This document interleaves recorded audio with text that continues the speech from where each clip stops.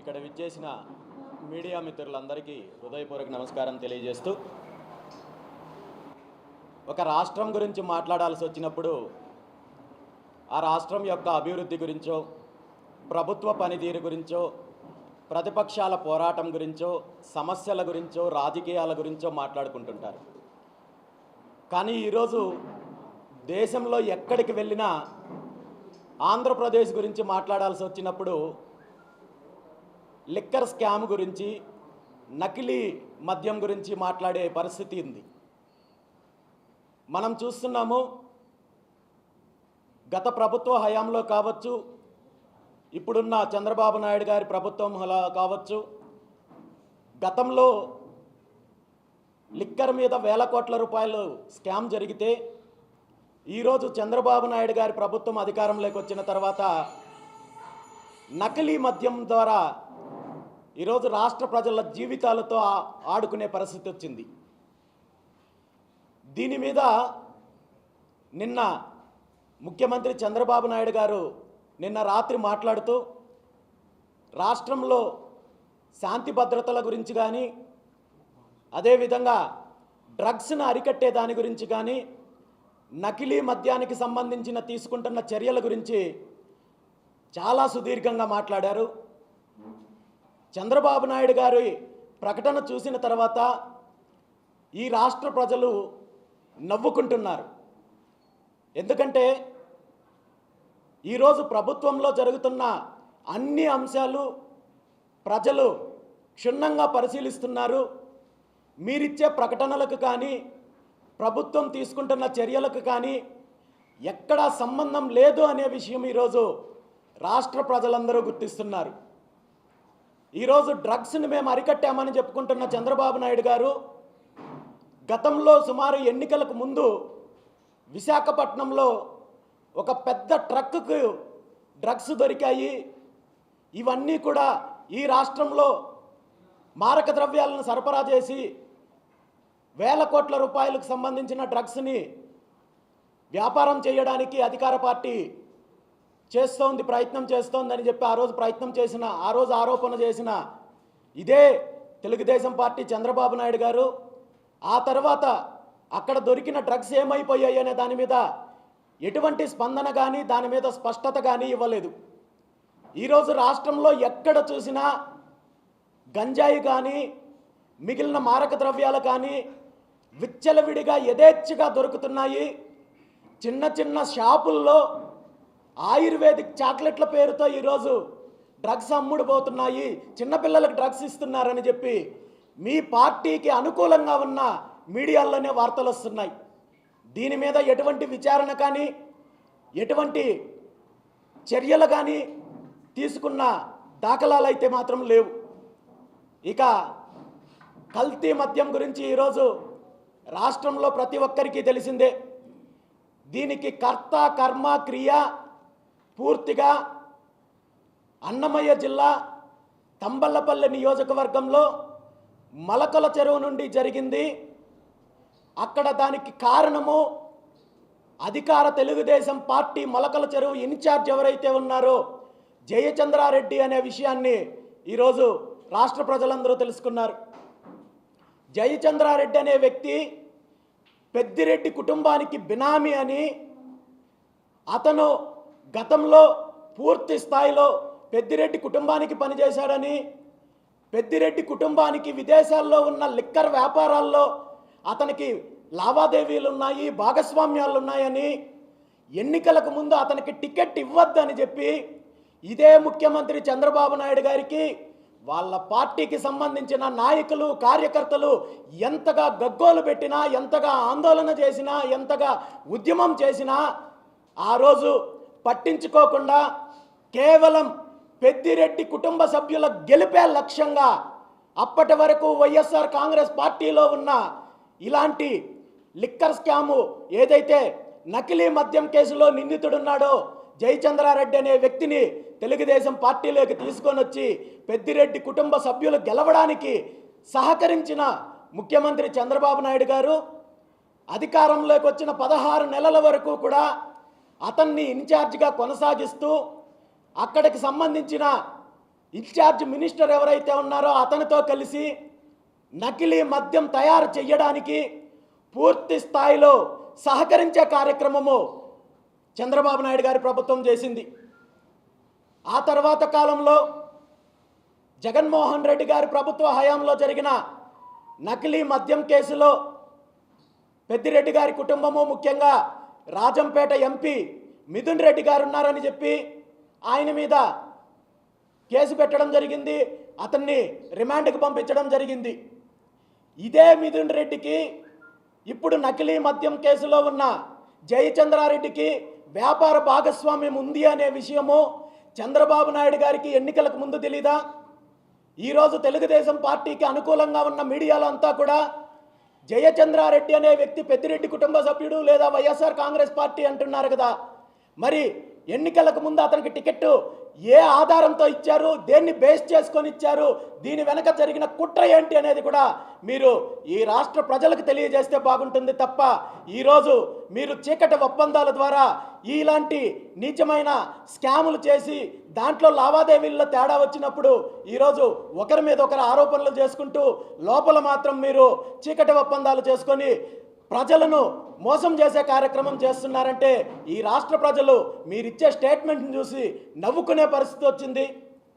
ఈరోజు మద్యం స్కామ్ కేసులో వైఎస్ఆర్ కాంగ్రెస్ పీరియడ్లో జరిగిన మద్యం స్కామ్ గురించి ఆ నిందితుల్లో కీలకంగా ఉంటున్న మిథున్ రెడ్డి గారికి రిమాండ్ తర్వాత బెయిల్ వచ్చిన తర్వాత మీకున్న చీకటి ఒప్పందాల్లో భాగంగా రిమాండ్కు పంపించినందుకు దానికి ప్రతిఫలంగా ఈరోజు కేంద్ర ప్రభుత్వము ఏదైతే ఐక్యరాజ్య సమితికి వెళ్లాల్సిన ఎంపీల బృందంలో ఆంధ్రప్రదేశ్ నుండి ఇదే లిక్కర్ స్కామ్లో నిందితుడిగా ఉన్న మిథున్ రెడ్డి వెళ్లడంలో 100% చంద్రబాబు నాయుడు గారి పాత్ర ఉంది అని ఈ సందర్భంగా నేను స్పష్టం చేస్తున్నాను. ఎందుకంటే కేంద్ర ప్రభుత్వంలో కీలకంగా ఉంటున్న భాగస్వామిగా ఉంటున్న తెలుగుదేశం పార్టీ యొక్క అభిప్రాయానికి వ్యతిరేకంగా ఆంధ్రప్రదేశ్ రాష్ట్రం నుండి ప్రతిపక్షానికి సంబంధించిన ఒక ఎంపీని ఆ బృందంలో తీసుకునే ప్రసక్తే లేదు. ఖచ్చితంగా దీనికి ముఖ్యమంత్రి చంద్రబాబు నాయుడు గారి మద్దతు ఉంది. తన రహస్య స్నేహితుడు పెద్దిరెడ్డికి తను అనుకూలంగా ఉన్నాడని చెప్పడానికి ఇది నిదర్శనము. గత అనేక సంవత్సరాల నుండి ముఖ్యమంత్రి గారు చంద్రబాబు నాయుడు గారు ముఖ్యమంత్రి అయినప్పుడల్లా అధికారంలోకి వచ్చినప్పుడల్లా ఏదో ఒక రకంగా పెద్దిరెడ్డి కుటుంబానికి మేలు చేసే కార్యక్రమాలు చేస్తున్నారు, ఏదో ఒక రకంగా కాంట్రాక్టులు అప్పచెప్తున్నారు, ఏదో ఒక రకంగా రాజకీయ లబ్ధి చేకూరుస్తున్నారు. ఆ తర్వాత ఇప్పుడు అధికారంలోకి వచ్చిన తర్వాత కూడా పెద్దిరెడ్డి గారి కుటుంబం పైన, అతను చేసిన అరాచకాల పైన, అతను చేసిన అవినీతి పైన గత 16 నెలల నుండి భూముల స్కాముల గురించి, దౌర్జన్యాల గురించి, అటవీ భూముల దోపిడీ గురించి, మదన ఫైల్స్ గురించి అనేక రకాలుగా ఆరోపణలు వచ్చినప్పటికీ కూడా ఒక్క కేసు కూడా ఫైల్ చేయని పరిస్థితి ఉన్నప్పుడు తెలుగుదేశం పార్టీకి సంబంధించిన నాయకుల్లోనే అనేక రకాలుగా ఒత్తిడి వస్తే లిక్కర్ స్కామ్కి సంబంధించి తప్పనిసరి పరిస్థితుల్లో మిథున్ రెడ్డిని అరెస్ట్ చేశారు తప్ప నిజంగా చర్యలు తీసుకోవాలనే ఉద్దేశం అయితే మాత్రము ముఖ్యమంత్రి చంద్రబాబు నాయుడు గారికి లేదనేది స్పష్టంగా కనబడుతోంది. అక్కడ జరిగిన తప్పుకు, తన రహస్య స్నేహితుడికి జరిగిన అన్యాయానికి ప్రతిఫలంగా ఈరోజు అమెరికాకు వెళ్ళే ఎంపీల బృందంలో ఎవరైతే మిథున్ రెడ్డి పేరు చేర్చడానికి ముఖ్యమంత్రి పరోక్షంగా సహకరించాడనేది ఈ సందర్భంగా నేను తెలియజేస్తున్నాను. ఈరోజు లిక్కర్ స్కామ్కి సంబంధించి సిట్టి ఏర్పాటు చేశాము, దీని వెనక ఎవరున్నా, ఎంత పెద్దవాళ్ళున్నా చర్యలు తీసుకుంటున్నామని చెప్పే ముఖ్యమంత్రి చంద్రబాబు నాయుడు గారు ఈరోజు వెనక చేస్తున్న కార్యక్రమాలు ఇది. మీ పార్టీకి సంబంధించిన వాళ్ళు, పెద్దిరెడ్డి కుటుంబానికి సంబంధించిన వాళ్ళు కలిసి చేసిన ఈ స్కామ్లో ఈరోజు పూర్తి ఆధారాలతో సహా బయటపడినప్పటికీ కూడా దాన్ని దాచే ప్రయత్నము ముఖ్యమంత్రి గారు చేస్తున్నారు. అదేవిధంగా లిక్కర్కి సంబంధించి పూర్తి పారదర్శకంగా ఈరోజు పరిపాలన సాగిస్తున్నామని చెప్పే ముఖ్యమంత్రి చంద్రబాబు నాయుడు గారు మరి గత ప్రభుత్వ హయాంలో ఏవైతే డిస్టిలరీస్ ఉన్నాయో, ఏవైతే ఆనాడు నకిలీ మద్యం తయారు చేశారు, జే బ్రాండ్ మద్యం తయారు చేశారని చెప్పి మీ పార్టీ మీరు ఆరోపణలు చేశారో మరి ఈరోజు కూడా అదే కంపెనీలను కొనసాగిస్తూ బ్రాండ్లు మార్చి ఈరోజు ప్రజలను మోసం చేసే కార్యక్రమం చేస్తున్నారంటే దీన్ని నిజంగా ఈ రాష్ట్ర ప్రజలను వంచడం తప్ప మరొకటి కాదు.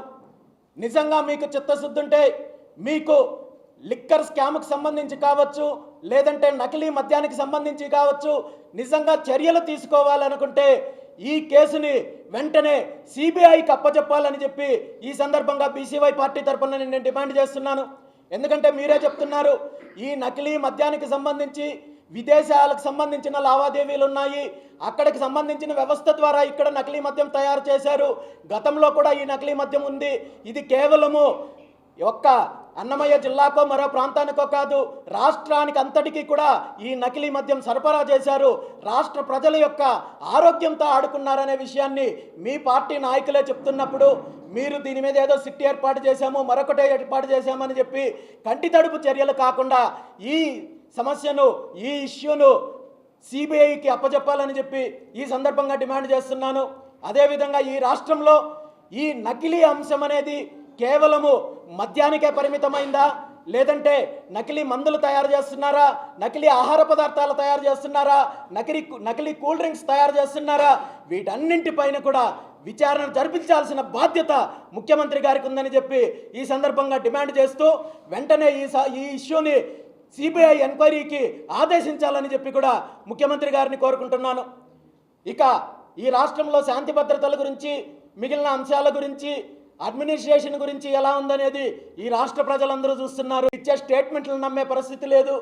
మరీ ముఖ్యంగా మీరు అధికారంలోకి రావడానికి గతంలో ఇచ్చిన ఏ ఒక్క హామీని పూర్తి స్థాయిలో నిలబెట్టుకునే పరిస్థితి లేదు. అందులో ముఖ్యంగా బీసీలకు ఇచ్చిన హామీలు అయితే ఏమి, అభివృద్ధికి సంబంధించి కావచ్చు, సూపర్ 6 హామీలు కావచ్చు, వీటేటిని పట్టించుకోకుండా ఈరోజు రాష్ట్రంలో విచ్చలవిడిగా అన్ని స్థాయిల్లో అవినీతి చెయ్యడమే కార్యక్రమంగా మీరు, మీ పార్టీ నాయకులు, ఎమ్మెల్యేలు, ఎంపీలు, మంత్రులు, గ్రామ స్థాయి నాయకుల దగ్గర నుండి 150 రూపాయల కోసం కూడా కక్కుర్తుపడి రాష్ట్ర ప్రజలను పీడించే దుస్థితి ఈరోజు ఈ రాష్ట్రంలో ముఖ్యమంత్రి చంద్రబాబు నాయుడు గారి ఆధ్వర్యంలో నడుస్తున్న ప్రభుత్వంలో జరుగుతున్న విషయం అనేది ఈ రాష్ట్ర ప్రజలందరూ గుర్తించారు. ఈరోజు ఈ రాష్ట్రానికి సంబంధించిన విద్యార్థుల్లో నైతిక విలువలను పెంపొందించడం కోసము మీరు పెద్దలు శ్రీ చాగంటి కోటేశ్వరరావు గారిని నియమించారు. ఆయనకి మంత్రిమండలి హోదా కల్పించి ఈరోజు ఆయన నైతిక విషయాల గురించి, నైతిక విలువలు పెంపొందించడం గురించి క్లాసులు ఇవ్వాల్సింది విద్యార్థులకో లేదా యువతకో కాదు, ఫస్ట్ మీ పార్టీకి సంబంధించిన నాయకులు, మీ పార్టీకి సంబంధించిన ఎమ్మెల్యేలు, ఎంపీలు, మంత్రులకు నైతిక విలువలు అంటే ఏంటో అనేది క్లాస్ ఇప్పించాలని చెప్పి ఈ సందర్భంగా నేను ముఖ్యమంత్రి గారిని కోరుకుంటున్నాను. ఎందుకంటే మాట ఇచ్చిన తర్వాత ఒక రాజకీయ నాయకుడిగా, ఒక ముఖ్యమంత్రిగా ఈ దేశంలో మాట తప్పడంలో ముఖ్యమంత్రి చంద్రబాబు నాయుడు గారికి ఉన్న రికార్డు ఈ దేశంలో ఏ ముఖ్యమంత్రికి లేదు. ముందు మీరు నైతిక విలువలు నేర్చుకోవాలని చెప్పి ఈ సందర్భంగా నేను తెలియజేస్తున్నాను. ఎందుకంటే ఈరోజు మీరిచ్చిన హామీల్లో ఏ ఒక్కటి నెరవేర్చలేదు. ముఖ్యంగా బీసీలకు రక్షణ చట్టం కల్పిస్తానని చెప్పి మేము అధికారంలోకి వచ్చిన నెల రోజుల్లోపు బీసీలకు రక్షణ చట్టం కల్పిస్తాము, బీసీలను అభివృద్ధి చేస్తాము, బీసీలకు నిధులు కేటాయిస్తామని చెప్పి అనేక రకాలుగా తప్పుడు హామీలు ఇచ్చి ఈరోజు అధికారంలోకి వచ్చిన 16 నెలల్లో ప్రతిరోజు ఏదో ఒక రకంగా బీసీలపైన దాడులు జరుగుతున్నాయి. బీసీ నాయకులపైన, బీసీ సమస్యలకు సంబంధించిన ఉద్యమం చేసే వాళ్ళపైన అనేక రకాలుగా వేధింపులు పడుతున్నారు, తప్పుడు కేసులు పెడుతున్నారు, దాడులు జరుగుతున్నాయి, హత్యలు జరుగుతున్నాయి. వీటన్నింటినీ పట్టించుకునే పరిస్థితుల్లో ఈరోజు ప్రభుత్వం లేదు. కనీసం మీరు ఇచ్చిన బీసీ రక్షణ చట్టం హామీ కూడా మీకు గుర్తు లేదంటే ఈరోజు గత 1980 నుండి ఇప్పటి వరకు కూడా తెలుగుదేశం పార్టీ ఇచ్చిన ఏ ఒక్క హామీని అధికారంలోకి వచ్చిన తర్వాత నిలబెట్టుకునే ప్రయత్నం చేయలేదు, ముఖ్యంగా బీసీల విషయంలో. ఎందుకంటే 1983లో అధికారంలోకి వచ్చిన తర్వాత తెలుగుదేశం పార్టీ అప్పటి ప్రభుత్వం, అప్పటి ఎన్టీ రామారావు గారు ఏర్పాటు చేసిన మురళీధరన్ కమిషన్ ఇచ్చిన రిపోర్టుని ఇప్పటి వరకు కనీసము బయటకు తీసుకొచ్చే ప్రయత్నం చేయలేదు. ఈ రాష్ట్రంలో ఉన్న ఉమ్మడి ఆంధ్రప్రదేశ్లో ఉన్న బీసీల అభివృద్ధి చెందాలంటే 44% రిజర్వేషన్లు విద్యా, ఉద్యోగాలు, స్థానిక సంస్థల్లో కల్పించాలని చెప్పి 1983లో మీ ప్రభుత్వం నియమించిన మురళీధరన్ కమిషను రిపోర్ట్ ఇస్తే ఈ రోజు వరకు దాన్ని ఆ దిశగా చర్యలు తీసుకునే దిశగా కూడా అడుగులకు ముందుకు వెయ్యలేదంటే బీసీలను మీరు ఎంతగా వంచిస్తున్నారో మీరు ఈ సందర్భంగా ఈ రాష్ట్ర ప్రజలు గుర్తిస్తున్నారు.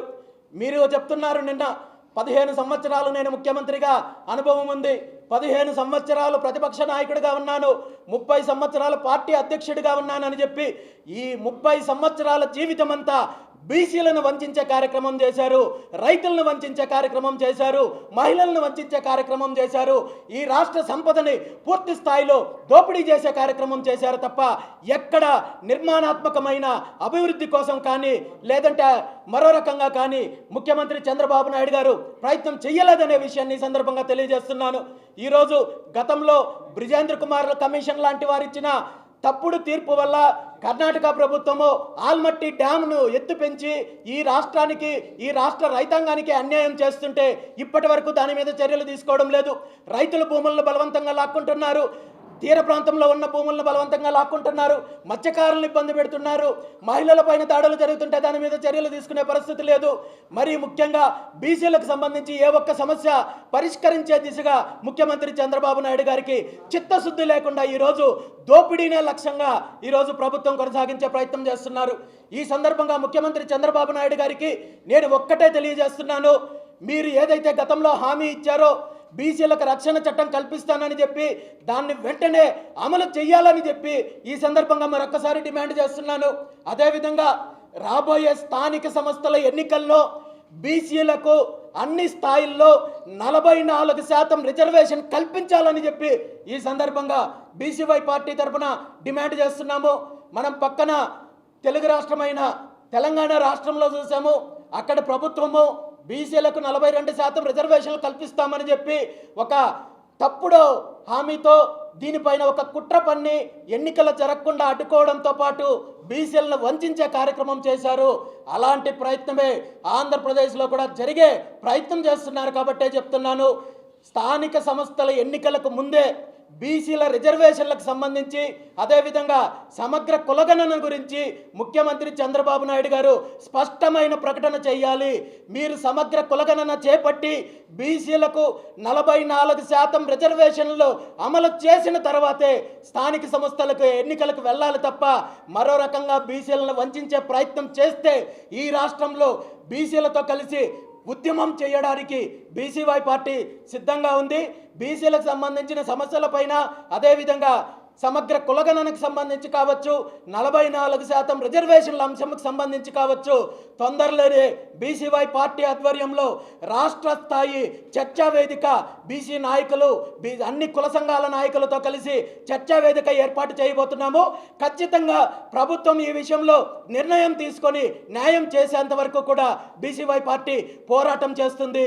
ఏది ఏమైనా ఈ రాష్ట్రంలో గత ప్రభుత్వంలో ఏదైతే అవినీతి జరిగిందో, ఏదైతే అరాచకాలు జరిగాయో దానికి 10 రెట్లు ఈరోజు కూటమి ప్రభుత్వం చంద్రబాబు నాయుడు గారి ప్రభుత్వం కొనసాగిస్తోంది తప్ప ఈ రాష్ట్రంలో ఏ వర్గానికి న్యాయం జరగడం లేదు. కాబట్టి ఈ రాష్ట్రంలో ప్రత్యామ్నాయ రాజకీయం కావాలి అనే ఉద్దేశంతో ఈరోజు బీసీవై పార్టీ మహిళల తరపున, యువత తరపున, రైతుల తరపున అదేవిధంగా బీసీల తరపున పోరాటం చేయడానికి సిద్ధంగా ఉంది.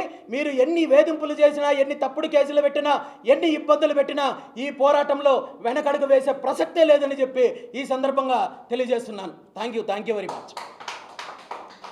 ఈరోజు రాష్ట్ర ప్రజలందరూ కూడా చూస్తున్నారు, ఈ రాష్ట్రంలో ఎక్కడికి వెళ్ళాలన్నా పోలీసులే నేరుగా చెప్తున్నారు, మీరు హైకోర్టు నుండి పర్మిషన్ తెచ్చుకోండి, మేము అనుమతిస్తామనేసి. ఇలాంటి నీచమైన సంస్కృతి, ఇలాంటి నీచమైన దుస్థితి కేవలం ఆంధ్రప్రదేశ్ చరిత్రలో కాదు, ఈ భారతదేశంలో ఎక్కడా లేదు. రాష్ట్ర ప్రజలు దీని అందరినీ గమనిస్తున్నారు. ఖచ్చితంగా దీని మీద రాబోయే రోజుల్లో పోరాటం చేయడానికైతే మాత్రం బీసీవై పార్టీ సిద్ధంగా ఉంది. తెలుగులో ఫాస్టెస్ట్ న్యూస్ ఇప్పుడు కొత్త అవతారంలో 5 సెకండ్లోనే పూర్తి వార్తా సమాచారం మీ చేతిలో. సోషల్ మీడియా ట్రెండ్స్ మీ కళ్ళ ముందుకే live TV and voice search ఆప్షన్స్తో ఇప్పుడే డౌన్లోడ్ చేయండి. యాప్ లింక్ డిస్క్రిప్షన్లో ఉంది.